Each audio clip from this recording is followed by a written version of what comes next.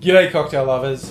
One of the hacks I like doing with cocktails is barrel aging them. I don't do it all the time because it's a bit of messing about, but you get some great results. I've scored these little barrels from a local supplier. When I say scored, bought and paid for. I wish I was sponsored.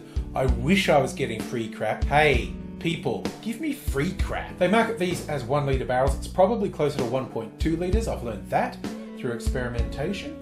And you can do all sorts of fun things in them. I tend to season the barrels when I first get them with red wine, leave red wine in there for a week or two to soak some flavour in. This barrel here is currently aging some new make spirit. From experience, 4 months is probably going to be the sweet spot. There's some science that this smaller barrel, more of the liquid is in contact with the wood than with the big barrels distillery would use. So 4 months in this is the equivalent of 2, 3, maybe more years in a big barrel. I always find it interesting how much influence the barrel has on a cocktail. I'll normally leave a cocktail in for 2 to 4 weeks, taste it at the 2-week mark, and decide whether that's spot on or I'll leave it for a bit longer. But one of the fun things of making that much of a cocktail is you can split all the elements into multiples and get some nuances of flavor. So what I'm going to do now is set up to barrel age my favorite cocktail of 2024, the Chocolate Sazerac. The Sazerac is the New Orleans cocktail. It is the spirit of New Orleans, and traditionally it was made with brandy, but so the story goes, there was a shortage of brandy late 19th, early 20th century, and so it shifted to being made with whiskey, quite often rye whiskey. In Australia, one of the popular ways to serve it is a split of brandy and whiskey, and that's what I'm going to do. But not just one brandy and not just one whiskey, I'm going to do 3 of each. I'm going to put 1 Australian whiskey in there, this Watkins whiskey, single malt, largely because I just want to finish this bottle. Because it's a classic American drink, I think I should use some American spirits, so I'll also be putting in a split of this 100 proof bourbon and close to 100 proof rye whiskey. For the brandy part, I'm using a couple of Australian brandies. This is from a distillery near me, Bass and Flinders, their spiced Christmas brandy. There's just a little bit of this left. I have another whole bottle and I'll probably get some more this Christmas. This is from a distillery in South Australia, St Agnes. I think I read they are the longest running brandy distillery in Australia. Unsurprisingly, they also make wine. This is their VSOP. Just to be fancy, some French VSOP brandy as well. Cheap French brandy, I must admit. Because this is a chocolate Sazerac, there'll be white creme de cacao as well. And with the Sazerac, you normally have a rinse or a spritz of some absinthe. I will just be adding about ½ an ounce of absinthe into this mix, and I'm using my very strong absinthe in here. The final touch that makes a Sazerac is Creole style bitters, usually Peychaud's bitters. I have 2 variations of Peychaud's, the standard one and a barrel-aged Peychaud's bitters, and I also have this little sample one I've got of the Bitter Truth Creole bitters. And just for fun, because I'm putting about 28 dashes of bitters in there, I'm going to put a little bit of each of these in. There's also sugar syrup in this, so I'm going to put about 90 mils, 3 ounces of sugar syrup in. For the whiskey component, I'm going to fill this little jug up to about the 500 ml mark. I'll just tip in the Watkins. Then I'm going to do about 100 mils of the bourbon and about 100 mils of the rye.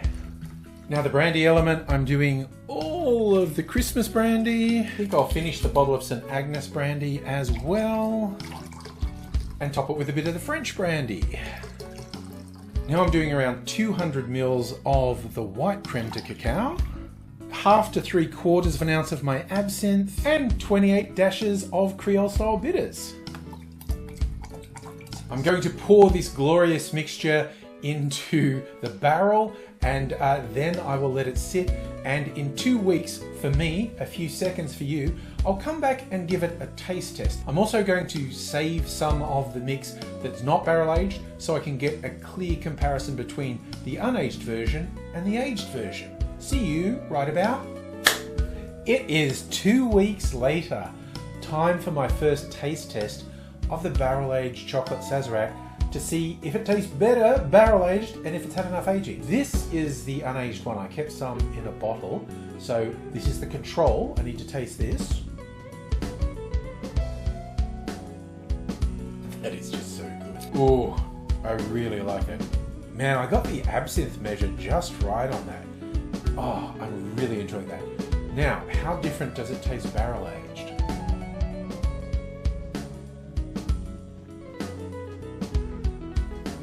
That is definitely taking on some additional character. Man, that is good. Now, the temptation is, do I age it even longer? Is that going to make the flavors come out even richer? Which is something to look forward to. But if I leave it in too long and it gets sort of too oaky, it takes on too much of the wood flavor. And it's like, I should have taken it out 2 weeks ago. One more taste. Let me have a go.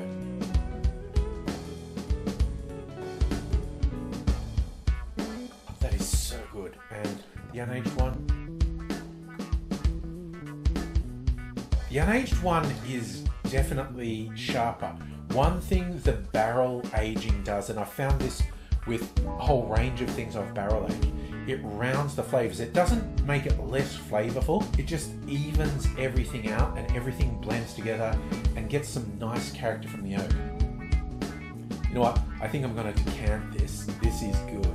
It isn't traditional to have a Sazerac on ice. You normally stir it with ice and then strain it into a rocks glass without ice. I just happen to have this glass handy with ice already in it, and that saves me stirring it up because it's just going to sit on the ice and just tastes really good.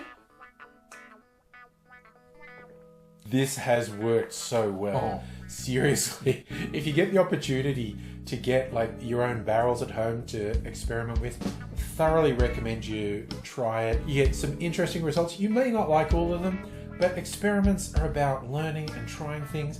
This one has just come out amazingly well. Maybe my favorite cocktail of 2025 is the barrel-aged Chocolate Sazerac.